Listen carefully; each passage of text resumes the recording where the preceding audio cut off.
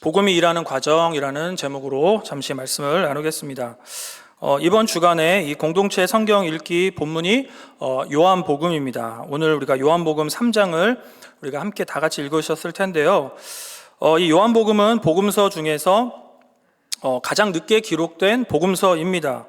그래서 다양한 자료, 많은 내용들을 가지고 요한이 아주 집중해서 기록한 복음서이지요. 그래서 이 다른 복음서와 비교해 보았을 때 이 요한복음이 기록되었을 그 당시는 이미 교회가 많이 정착되고 제도화되었을 거라고 생각합니다.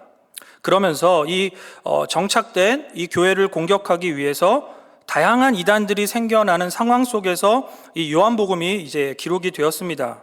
그래서 요한복음 전체를 보시면 이 이단에 빠지지 않고요, 또 예수님에 대해서 헷갈리지 않도록 예수님의 참된 정체성이 무엇인지, 또 예수님이 누구신지를 교리적으로 신학적으로 밝히 드러내기 위해서 이 요한복음이 기록되었습니다. 그래서 이 요한복음의 기록 목적이죠. 기록 목적, 너무나 중요한 말씀. 요한복음 20장 31절에 이렇게 말씀하는데요. 함께 읽어볼까요? 시작. 오직 이것을 기록함은 너희로 예수께서 하나님의 아들 그리스도이심을 믿게 하려 하며 믿고 그 이름을 힘입어 생명을 얻게 하려 함이라. 이렇게 말씀해요. 요한복음 전체 기록의 목적을 분명하게 밝히고 있는 겁니다. 여러분, 그래서 요한복음은 굉장히 논리적이고요, 또 이단들의 논리들을 다 잘 대응하면서 교회 성도들을 바른 교리로 잘 보호하기 위해서 기록된 너무나 중요한 복음서라는 겁니다. 여러분, 그래서 이 요한복음을 잘 보시면 예수님이 누구신지를 두 가지의 큰 기둥이죠. 7가지 방식으로 기록을 했는데, 첫 번째 7가지의 선언, 그게 뭐죠? 예수님의 7가지 자기 선언이에요. 여러 번 들어보셨겠지만, 나는 생명의 떡이다, 나는 세상의 빛이다, 또 뭐죠? 나는 양의 문이다, 나는 선한 목자다, 나는 부활이요 생명이다, 또 나는 길이요 진리요 생명이다, 나는 참 포도나무다. 이렇게 예수님의 7가지 자기 선언을 쭉 기록해 놓았고요. 또 하나 7가지 중요한 게 나오는데, 그것은 예수님이 이루신 7가지 기적이에요. 첫 번째는 물로 포도주를 만드신 사건이 등장을 하죠. 그리고 두 번째는 왕의 신하의 아들을 고치신 사건, 세 번째는 38년 된 병자를 고치셨고요, 네 번째는 오병이어로 5,000명을 먹이셨고요, 다섯 번째는 물 위로 걸으셨고요, 여섯 번째는 날 때부터 소경된 자를 고치셨고요, 그리고 모든 기적의 하이라이트죠, 죽은 나사로를 살리신 사건이 요한복음 11장에 기록되어 있다는 거예요. 이 두 큰 기둥을 중심으로 예수님이 누구시고 어떠한 일을 하셨는지를 자세하게 기록해 놓았습니다. 이런 기술의 방식을 통해서 예수님이 누구신지를 우리에게 정확하게 알려주고 있는 것이죠. 오늘 본문은요, 요한복음 전체의 서론이라고 할 수 있어요. 최초에 복음이라고 하는 것이 어떻게 뿌리를 내렸고 또 우리에게 임하게 되었는지를 오늘 본문이 잘 우리에게 설명하고 있다고 생각합니다. 첫 번째로 1절부터 3절인데요. 1절부터 3절의 내용을 중심으로 보시면 예수님이 누구신지 정확하게 설명하면서 오늘 이 요한복음의 이야기가 시작이 되고 있습니다. 여러분, 모든 신앙의 출발점은 무엇이겠어요? 바로 예수님이 누구신지를 알아야 한다는 거예요. 여러분, 예수님이 누구신지를 알아야지만 내 안에 신앙이 이루어지면서 온전함으로 구원받을 수가 있는 것이죠. 오늘 본문에서 강조하고 말씀하는 예수님이 누구십니까? 바로 예수님은 구원자, 창조주, 하나님 되심을 우리에게 말씀하고 있는 거예요. 본문 1절을 먼저 보세요. 1절 함께 읽어보겠습니다. 1절 시작. 태초에 말씀이 계시니라. 이 말씀이 하나님과 함께 계셨으니 이 말씀은 곧 하나님이시니라. 이렇게 말씀해요. 말씀이라는 단어가 이 짧은 구절 안에 3번이나 반복되어 있어요. 그러니까 여기에서 이 말씀이라는 의미는 결국 누구겠어요? 바로 예수님을 의미합니다. 그래서 이 말씀이라고 하는 단어를 그대로 예수님이라는 말로 이렇게 바꾸어 읽을 수 있는데요. 한번 읽어볼까요? 시작. 태초에 예수님이 계시니라. 이 예수님이 하나님과 함께 계셨으니 이 예수님은 곧 하나님이시니라. 이렇게 바꾸어 읽어도 전혀 어색하지 않습니다. 여러분, 그래서 14절로 내려가 보시면 구체적으로 이렇게 예수님의 이 땅에 오심을 설명해요. 말씀이 육신이 되어 우리 가운데 거하심에 우리가 그의 영광을 보니 아버지의 독생자의 영광이요 은혜와 진리가 충만하다, 이렇게 말씀하죠.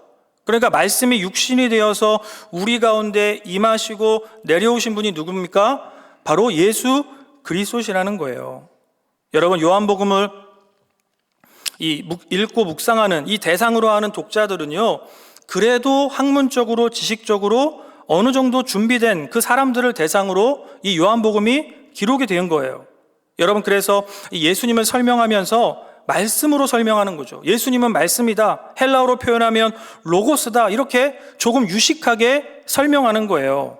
여러분, 지금 우리에게는 굉장히 어려운 개념일 수도 있겠지만 여러분, 그 당시에 이 요한복음을 읽고 구원받아야 되는 독자들에게는요, 이해가 되는 거예요. 아, 예수님이 우리가 그렇게 열심히 탐구하고 있었던 그 로고스구나, 그 말씀이구나, 이렇게 반응할 수 있다라는 것이죠. 여러분, 이처럼 각 복음서마다 예수님을 강조하는 강조점이 달라요. 같은 예수님을 여러 가지 다양한 방식으로 표현하고 우리에게 지금 기록되어지고 있는 겁니다. 왜 그렇겠어요?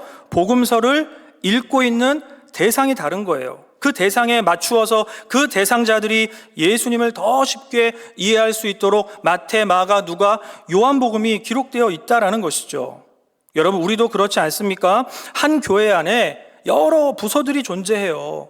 유치부가 존재하고 아동부, 청소년부, 장년부로 나누어져 있는 거 아니겠어요?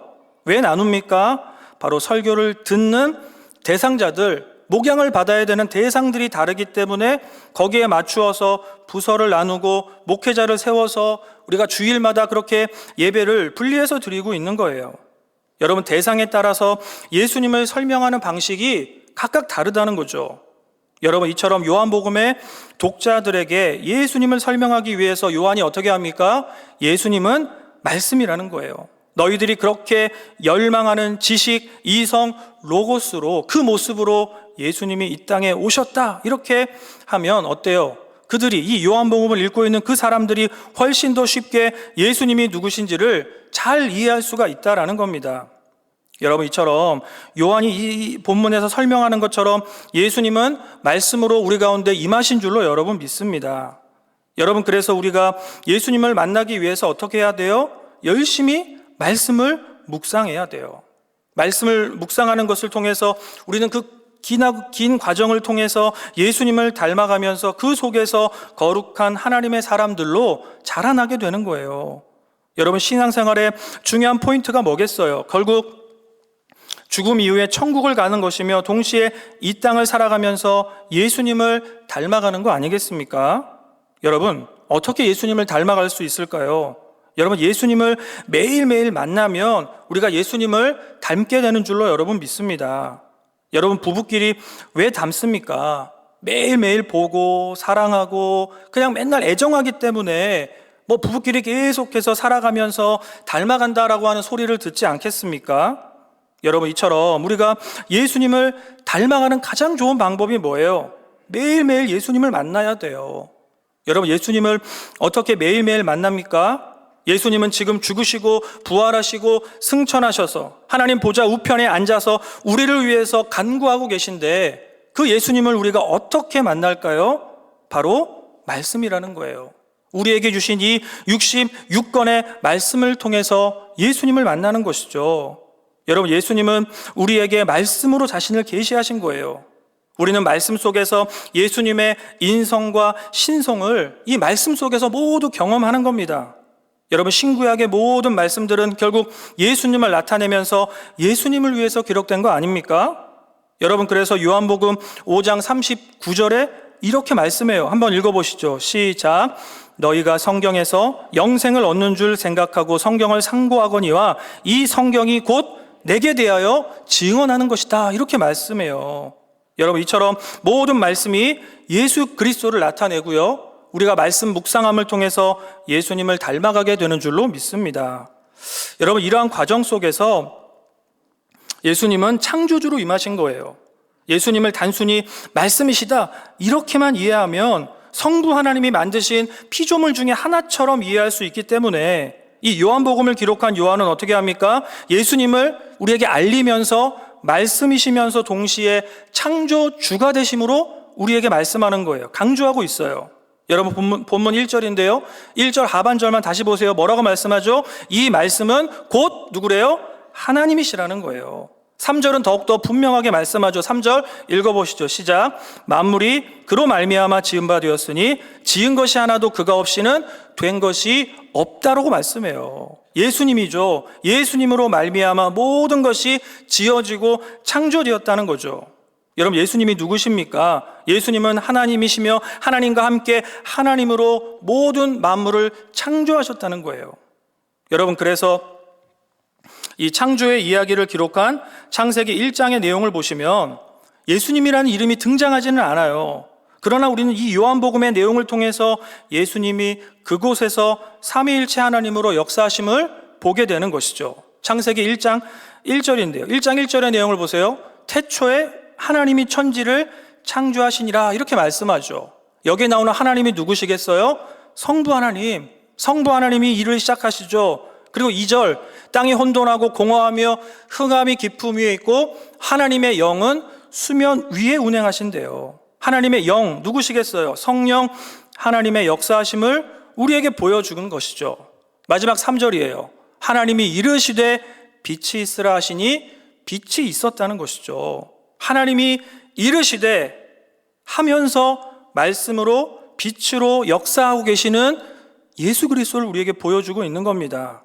무슨 얘기예요? 이미 이 창세기 1장에서부터 예수님께서는 삼위일체로 역사하시면서 모든 창조 사역에 함께 하심을 우리에게 보여주고 있는 것이죠. 여러분, 예수님이 바로 그 태초부터 모든 창조 사역 속에서 우리와 함께 하신 거예요. 여러분, 그래서 예수님이 누구십니까? 바로 말씀이시며 동시에 창조주가 되심을 우리에게 보여주고 있는 거예요. 여러분, 그래서 우리는 예수님의 이름으로 기적을 소망하며 기도할 수 있는 줄로 믿습니다. 여러분, 예수님이 창조주 하나님이시기 때문에 우리가 예수님의 이름으로 간절하게 기도할 때 우리 기도에 응답이 일어나고요, 우리 마음속에 있는 모든 악함이 떠나가며 우리가 온전함으로 구원받게 되어지는 겁니다. 말씀이시면서 창조주가 되시는 예수님을 간절하게 예배하시기를 축복합니다. 여러분, 그렇다면 두 번째 메시지예요. 첫 번째 메시지가 예수님이 누구셨나 이런 것을 말씀했다면, 두 번째는 예수님이 누구신지를 알았을 때 우리의 반응과 태도를 우리에게 보여주고 있는 거예요. 어떠한 반응과 어떠한 태도로 예수님 앞에 우리가 서야 합니까? 바로 예수님을 영접하라는 거예요. 예수님을 영접하라. 이것이 두 번째 메시지죠. 요한복음 1장 10절을 보시죠. 1장 10절 시작. 그가 세상에 계셨으며 세상은 그로 말미암아 지은 바 되었으니 세상이 그를 알지 못하였고 라고 말씀해요. 여러분, 이렇게 예수 그리스도께서 말씀으로 창조주로 이 땅에 오셨는데 세상의 반응이 무엇입니까? 세상이 그를 알지 못했다는 거예요. 얼마나 안타까운 일입니까? 구원자 창조주 예수님이 인간 곁으로 우리를 구원하기 위해서 큰 선물을 가지고 이 땅에 임하셨는데 그 선물을 받아야 되는 세상이 그를 알지 못하는 거죠. 사람들이 깨닫지를 못하는 거예요. 아니, 그 정도가 아니죠. 어떤 반응을 보입니까? 11절, 자기 땅에 오매 자기 백성이 영접하지 아니하였다는 거예요. 자기 땅, 자기 백성, 예수님이 만드셨고 예수님께서 이루신 이 온 우주 만물 속에, 이 지구 속에 예수 그리스도가 임하셨는데 이 땅의 주인 되시는 예수님이 오셨는데 아무도 반겨주질 않는 거예요.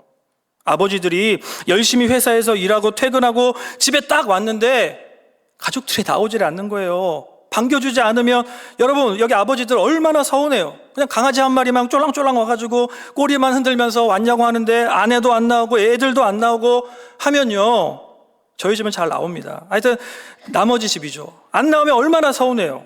아버지 명의로 된 집인데, 내 집인데, 내가 열심히 피땀 흘려서 집을 이루었고 내가 이 가족을 다 만들었는데, 절대 제 얘기는 아닙니다. 아빠를 모른 척 한다면 얼마나 서운하겠어요. 얼마나 화가 납니까? 여러분, 지금 이 세상의 모습이 그렇다는 거 아니에요? 이 땅의 주인 되신 예수 그리스도가 오셨어요. 그냥 오신 것도 아니라 구원이라는 엄청난 은혜의 선물을 가지고 오셨는데 아무도 예수님을 알아보지 못하고 거절하는 거예요. 얼마나 안타까운 일입니까? 여러분, 왜 사람들이 예수님을 영접하지 못할까요? 그 이유는 무엇입니까? 그들이 어둠 속에 너무너무 오래 있어서 그렇다는 거예요. 본문 5절을 보세요. 5절, 빛이 어둠에 비치되 어둠이 깨닫지 못했다는 거죠. 너무 어둠 속에 오래 있으면 어때요? 어둠이 그들에게 익숙해요. 그래서 빛이 임했는데, 강력한 예수 그리스도의 빛이 그들에게 임했는데 빛을 받아들이질 못하는 것이죠. 예전에 어떤 집을 고쳐주는 프로젝트를 하는 그 프로그램을 오래전에 본 적이 있는데요. 정말 아들이, 효심이 지극한 아들이 아버지의 낡은 시골집을 고쳐주겠다고 몰래 신청을 한 거예요. 시골집이 너무 낡고 구식이어서 고쳐주고 싶은 정말 사랑의 마음으로 신청을 했어요. 그래서 아버지를 해외여행을 이렇게 보내드린 다음에 몰래 그 집을 전부 다 뜯어 고친 거예요. 최신식으로 정말 삐까번쩍하게 잘 고쳐 놓았는데, 아버지에게 공개하는 날 아버지가 화를 내는 거예요. 왜 내 물건을 마음대로 손을 댔냐? 내 물건 어디 닿냐? 내 집 이거 어떻게 된 거냐? 막 그 제작진 앞에서 엄청나게 화를 내면서 원래대로 해놓으라는 거예요. 원래대로 있었던 대로 해놓으라고 막 소리를 치시는 거죠. 나이가 많고 연로하신 아버지는요, 남들이 보기에는 촌스럽고 낡아 보이지만 그냥 그대로, 그 모습 그대로, 그 익숙한 대로 살기를 원하시는 것이죠. 변화를 원치 않는 거예요. 여러분, 이처럼 우리는 변화를 싫어하는 것이죠. 아무리 좋은 것, 최신식이 들어와도 그냥 항상 해오던 대로, 불편해도 그대로, 익숙한 대로 살아가고 싶은 거 아니겠습니까? 여러분, 그래서 우리의 인생 속으로 예수 그리스도께서 엄청난 구원의 선물을 가지고 이 땅에 임하셨는데, 평생 어둠 속에만 살던 사람들이 어때요? 반대하는 거예요. 거절하는 것이죠. 영접하기만 하면 기적이 일어나고요, 삶이 완전히 달라지는데, 예수 그리스도를 영접하지 못하면서 그냥 계속해서 어둠 속에 살아가는 거예요. 여러분, 그래서 이런 사람들에게 요한이 도전하는 것이죠. 우리가 너무나 잘 아는 12절 한번 읽어보실까요? 12절 시작. 영접하는 자.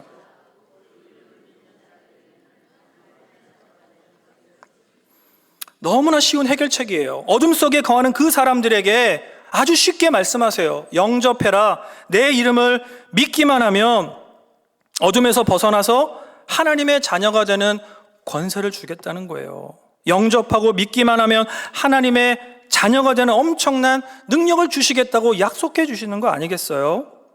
여러분, 그런데 어때요? 많은 사람들이 이렇게 쉬운 일, 너무너무 쉬운 일 아닙니까? 이 쉬운 일을 이루지를 못해요. 왜 그럴까 또 생각해 보니까 저는 이 일들이 오히려 너무 쉬워서 이러한 일을 이루지 못한다고 생각해요. 여러분, 세상의 원리는 무엇입니까? 세상이 우리에게 끊임없이 주입하는 것은 뭐예요? 좋은 것을 누리기 위해서는 엄청난 대가를 지불하라는 거 아니에요? 명문대학에 가려면 그냥 잠도 줄여가면서 열심히 최선을 다해 공부하라고 하고요, 부자가 되려면 쉬지 않고 열심히 일해야 한다는 거죠. 그냥 거저 얻을 수가 없다는 거예요. 여러분, 이러한 인식 속에, 이러한 세상적인 메시지 속에 살아가기 때문에 이 요한복음의 12장 말씀이 들리지 않아요. 아무런 대가 지불 없이 영접하고 믿기만 한다고 해서 어떻게 엄청난 선물을 받을 수 있냐는 것이죠. 여러분, 반대로 예수님이 정말 이 비즈니스에 밝은 분이셨다면 저는 좀 반대로 어렵게 만들었으면 믿을 수도 있다고 생각해요. 더 많은 사람이 더 확실하게 믿을 수 있을 거라고 생각합니다. 죄 용서를 받고 천국 가고 하나님의 자녀가 되기 위해서 1시간에 108번 절을 하라고 하고요, 무릎을 꿇고 계단을 매일 500개씩 올라가라고 하고요, 헌금 평생 5억이라는 헌금을 맞추라고 하고 교회 한 번도 빠지지 않고 1000일 동안 나와야 된다, 이러한 기준을 딱 주셨다면 저는 어쩌면 많은 사람들이 복음에 열광하면서 이 고행길에 동참하면서 다 믿을 수도 있다고 생각합니다. 여러분, 그러나 어때요? 우리 예수님은 그런 것들을 말씀하지 않으시는 거예요. 그런 어려운 것을 말씀하지 않아요. 2가지 말씀하시죠. 그냥 영접하고 믿으라는 거예요. 너무나 쉬운 일 아닙니까? 오히려 사람들이 너무너무 쉬워서 믿지를 못해요. 어떻게 그렇게 쉽게 구원이라는 엄청난 선물을 받을 수 있냐는 거죠. 부자가 되고 서울대를 들어가기 위해서도 엄청나게 대가를 지불해야 되는데 어떻게 그 영원한 천국을 이렇게 쉽게 갈 수 있냐는 거예요. 제가 중학교 때 공부를 너무너무 잘하고 싶어서 정말 노력을 많이 한 것 같아요. 서점에 맨날 가서 좋은 문제집 사서 풀어보기도 하고요. 부모님에게 좋은 과외 선생님 소개시켜달라고 엄청나게 조르면서 열심을 냈어요. 정말 공부를 잘하고 싶은 욕망, 욕구가 너무 컸지만 그에 비해서 성적이 참 좋지가 않았어요. 그런데 어느 날 담임선생님, 중학교 2학년 때 담임선생님이 저를 이쁘게 보시고 전교 1등 하던 친구를 제 짝으로 해주신 거예요. 서울대 들어간 그 친구였는데 그 친구랑 정말 아무나 짝을 할 수가 없는데 제가 특별하게 은총을 받아서 그 친구의 짝을 하게 되는 거예요. 그래서 저는 그 친구가 어떻게 공부를 하나, 어떻게 하면 전교 1등을 할 수 있을까를 유심히 보는데 별게 없어요. 적당하게 지각 할랑말랑 학교 와가지고 쉬는 시간마다 잠자고 별거 특별한 게 없는 거예요. 그래서 어느 날 제가 직접 물어봤어요. 어떻게 하면 공부를 잘하냐? 너 어느 학원 다니냐? 너 어떤 문제집 푸는지 좀 알려달라고 제가 막 졸랐어요. 그런데 그 친구가 그런 얘기를 해요. 나 그런 거 아무것도 안 한다는, 학원도 안 다니고 문제집도 안 푼대요. 이렇게 얘기했어요. 정말 재수없게. 교과서 중심으로 하고 예습 복습을 열심히 하는 게 전부라는 거예요. 정말 많이 들어보던 얘기 아닙니까? 아주 교과서 중심으로 예습 복습을 하면 된다는 거예요. 저는 믿을 수가 없었어요. 아니 어떻게 그렇게 쉬운 방법으로 절대로 공부를 잘할 리가 없다고 저는 생각한 거죠. 저는 그 친구의 말을 무시하고 저는 끊임없이 좋은 과외 선생님과 좋은 문제집을 찾아서 헤매 다녔는데 절대로 성적이 오르지 않은 거예요. 그 친구랑 헤어지고 중3이 되어서도 성적이 계속 오르지 않아서 낙심한 마음으로 있었는데 그 친구 말이 떠오르는 거죠. 마지막으로 내가 그 친구 말처럼 그냥 해보자. 예습 복습 해보고 교과서 중심으로만 한번 해보자 라고 했는데 정말 거짓말처럼 성적이 오르는 거죠. 매일매일 수업 시간에 배운 내용 정리했고 복습하고 예습했더니 엄청난 성적의 향상을 경험했다라는 거예요. 여러분, 제가 깨달은 건 그겁니다. 최고로 좋은 것을 누리는 것은 어쩌면 정말 어렵지 않을 수 있어요. 예수님도 우리에게 말씀하죠. 예수님을 영접하기만 하고 예수님을 구원자로 마음으로 간절하게 믿기만 하면 하나님의 자녀가 되는 권세를 주시겠다는 거예요. 얼마나 위대한 축복입니까? 이러한 구원의 큰 축복을 날마다 누리시기를 간절히 축복합니다. 마지막인데요. 예수님이 누구신지를 알고 또 예수님을 영접한 사람들은요, 복음의 증인으로 살아가야 됨을 우리에게 말씀해요. 여러분, 예수님을 믿고 영접하면 너무너무 좋은 거예요. 다 좋으셨죠. 예수님 처음 만났을 때 그 첫사랑의 기억이 얼마나 좋습니까? 이전에 세상에서 절대로 경험해보지 못한 엄청난 영광과 기쁨을 경험해요. 여러분, 그러나 많은 사람들이 착각하는 것이 무엇입니까? 예수님 때문에 구원을 받고요, 예수님 때문에 기쁨이 충만한데 우리는 자꾸만 예수님을 전해준 그 사람을 주목해요. 어떤 설교가, 어떤 목회자, 어떤 리더들을 자꾸만 주목하면서 예수님을 따르는 것 같지만 교묘하게 복음을 전해준 사람들을 따라가면서 신앙이 변질되는 것을 보게 되는 거예요. 여러분, 대표적으로 고린도 교회 안에 그런 문제가 있지 않았습니까? 고린도 교회, 초대교회 안에 네파로 갈려서 갈등을 해요. 고린도전서 1장에 보시면 고린도 교회 안에 시기와 분쟁이 있었다는 거예요. 그 이유가 여러분 무엇입니까? 고린도전서 1장 11절에 보시면 내 형제들아, 근로의 지편으로 너희에게 대한 말이 내게 들리니 곧 너희 가운데 분쟁이 있다는 거예요. 분쟁. 왜 분쟁이 있느냐? 이거예요. 내가 이것을 말하거니와 너희가 각각 이르되 나는 바울에게, 나는 아볼로에게, 나는 게바에게, 나는 그리스도에게 속한 자라, 이렇게 하는 거예요. 그리스도께서 어찌 나누었느냐? 바울이 너희를 위해 십자가에 못 박혔으며 바울의 이름으로 너희가 세례를 받았느냐? 이렇게 말씀해요. 여러분, 예수님 때문에 구원을 받은 거예요. 예수님 때문에 내가 천국의 기쁨을 누리고 있는데 그렇게 말하지 않아요. 그 복음 자체가 흐려지면서 나는 바울 때문에 구원받았다, 나는 아볼로의 성경 공부가 좋다, 이렇게 이야기하면서 그 사람들 때문에 구원받은 것처럼 이상하게 말하는 것이고요. 이러한 잘못된 신앙적인 태도 때문에 교회 안에 갈등이 생기는 거예요. 여러분, 우린 절대로 사람을 주목해서는 안 될 것입니다. 그래서 오늘 본문에서도 보세요. 6절에 이렇게 말씀하죠. 하나님께로부터 보내심을 받은 사람이 있으니 그의 이름은 요한이라는 거예요. 이 요한복음 1장에서 예수님의 이야기도 하지만 세례 요한의 이야기가 나타나요. 세례 요한의 등장을 알립니다. 여러분, 세례 요한이 정말 중요한 사람이라는 것이죠. 예수님 오시기 전에 세례 요한이 와서 예수님을 알리고 복음의 길을 내어야 한다는 거예요. 얼마나 위대한 일입니까? 예수님을 소개하고 알리면서 예수님의 길을 열어놓는다는 것이 얼마나 여러분 귀한 일이에요. 여러분, 그런데 사람들의 악함이 무엇이겠어요? 예수님을 주목해야 되는데, 세례 요한이 열어놓는 길을 따라오실 그 예수 그리스도를 바라봐야 되는데 세례 요한을 주목할 위험이 있었다는 거죠.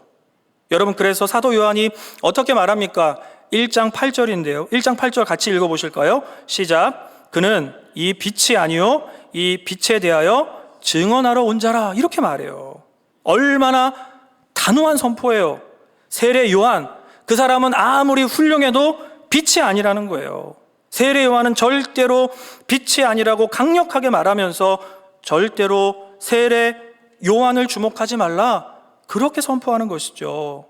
여러분, 세례 요한 자체도요, 이러한 자기 인식이 너무너무 충만해요. 요한복음 3장 30절 뭐라고 말씀합니까? 그는 흥하여야 하겠고 나는 쇠하여야 하니라, 이렇게 말해요. 자기 인식이죠. 내가 어떤 존재인지 너무나 아는 거예요. 속된 말로 주제 파악이 잘 된 거예요. 나는 죽을 수도 있다. 그러나 예수님은 흥해야 한다. 이렇게 말씀하는 것이죠. 여러분, 우리는요, 너무너무 성령이 충만하면 자꾸만 내가 주인공인 것처럼 착각할 때가 너무 많아요. 나에게 큰 은혜가 갑자기 막 임하면 주체하지 못하면서 그 은혜를 주신 예수님을 바라보기보다는 나의 위대함, 나의 탁월함에 자꾸만 집중하려고 하는 경향이 있는 거예요. 여러분, 그때마다 우리는 이 말씀을 자꾸만 생각하셔야 돼요. 나는 절대로 빛이 아니다. 그는 흥하여야 하겠고 나는 쇠하여야 하리라. 이러한 자기 고백이 우리 가운데 분명히 있어야 될 줄로 여러분 믿습니다. 예전에 이 신학교에서 자주 듣던 유머 중에 하나가 떠올랐는데요. 이 천국에서 예수님이 이제 성도들을 기다리시는 거예요. 그래서 성도들이 막 올라올 때마다 의자에서 벌떡 일어나셔서 달려가시면서 꼭 안아주시면서 잘 왔다, 고생했다, 이렇게 인사를 해요. 입이나 잘 왔다, 성민아 드럼 치느라고 너무 고생했다, 이렇게 꼭 안아주세요. 한 명 한 명 올라올 때마다 정성스럽게 안아주시는 거죠. 그런데 어떤 성도가 왔는데 일어나지를 않으시는 거예요. 근엄한 표정으로 가만히 계신 거죠.